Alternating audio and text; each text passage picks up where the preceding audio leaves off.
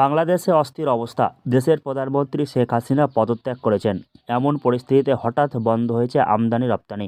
সোমবার সকাল থেকেই ভারতের বিভিন্ন স্থলবন্দরগুলি স্বাভাবিক ছিল। বিকেল নাগাদ বাংলাদেশের পক্ষ থেকে বন্ধ হয়ে গেছে আমদানি রপ্তানি। এমন পরিস্থিতিতে সমস্যায় পড়েছেন ভারতীয় রপ্তানিকারকেরা। কারণ হঠাৎ রপ্তানি বন্ধের ফলে দুই দেশের সীমান্তে আটকে পড়েছে পণ্য বোঝাই বহু লরি। 300 350 গাড়ির মতো এখনো বাংলাদেশে আটকে রয়েছে। কতদিন বর্ডার বন্ধ থাকে? এখনো সেটা বুঝতে পারি না। আজকে আমরা হাই কমিশনার সাহেব যে আছে, অ্যাসিস্ট্যান্ট হাই কমিশনার, ওনাকে ফোন করেছিলাম।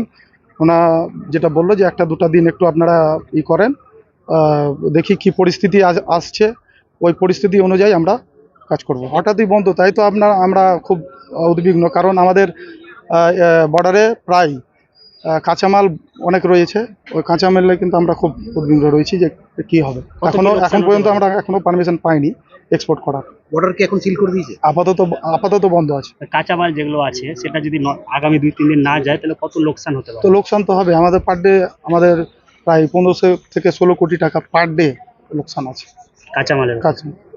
কি প্রচেষ্টা করছেন আপনারা? আমরা চেষ্টা করছি, ওনাদের সাথে কথা বলার চেষ্টা করছি, এবং ডিসি কাস্টমস ওনার সাথে কথা হলো। হাই কমিশনার যিনি আছেন, অ্যাসিস্ট্যান্ট হাই কমিশনার, ওনার সাথেও কথা হলো। মালদহের মহদীপুর স্থলবন্দর দিয়ে নিয়মিত প্রায় 400 থেকে 500 লরি পণ্য নিয়ে বাংলাদেশে যায়। পাথর সহ মহদীপুর স্থলবন্দর দিয়ে পেঁয়াজ সহ ফল রপ্তানি হয় বাংলাদেশে। কিন্তু বন্দর খোলা থাকার পরেও হঠাৎ আমদানি রপ্তানি বন্ধ হয়ে যাওয়ায় সমস্যায় পড়েছেন রপ্তানিকারকেরা।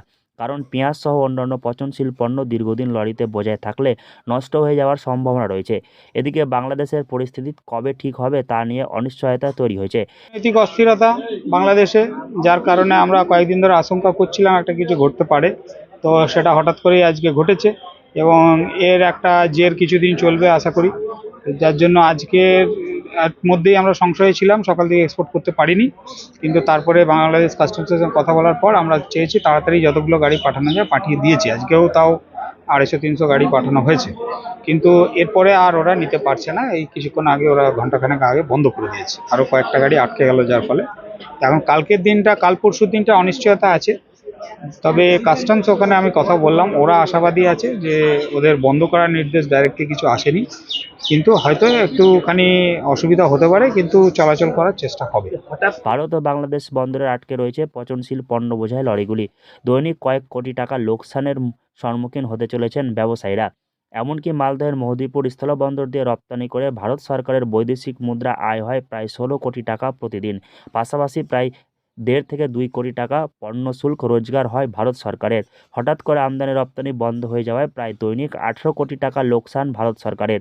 বাংলাদেশের সরকারের পক্ষ থেকে সোমবার বিকেল থেকে বন্ধ করে দেওয়া হয়েছে স্থলবন্দরের আমদানি রপ্তানি।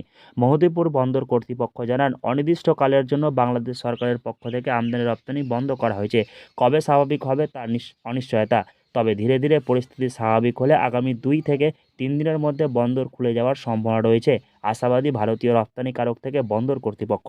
মালদহ থেকে হরষিত সিংহ, লোকাল 18 বাংলা।